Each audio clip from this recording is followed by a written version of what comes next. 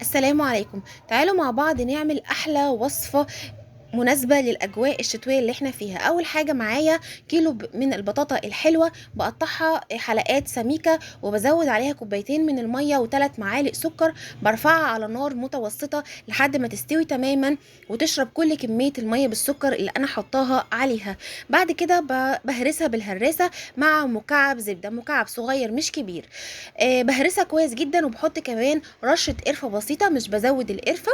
وبهرسها كويس جدا مع مكعب الزبدة والقرفة. بعد كده ببدأ ان انا احط خليط البطاطا بالزبدة والقرفة في اي فورمة عندك، او في صينية بايركس، او في اي صينية عادية خالص. بفردها كويس جدا وبخليها سوا واحد. بحاول ان انا بقدر الامكان ان انا اخلي كل البطاطا او كل كمية البطاطا اللي معايا سوا واحد ومستوى واحد. بعد كده بنعمل القشطة الكدابة باسهل طريقة جدا. بحط نص كيلو من اللبن، عليها 3 معالق من الدقيق، بحط 3 معالق من السكر، بحط ظرف فانيليا، بقلب على البارد قبل ما ارفع على النار. بعد كده بحطها على النار وافضل ايدي فيها اقلب فيها، ما اسيبهاش ابدا علشان ما تلزقش، لحد ما تتقل وتبقى بالقوام اللي احنا شايفينه ده. ببدأ ان انا احط خليط القشطة على البطاطا بتاعتي. هحط كل كمية القشطة، بتبقى عبارة عن طبقة سميكة من القشطة وطبقة سميكة من البطاطا، زي ما انتم شايفين كده بيبقوا الطبقتين يعتبروا متساويين.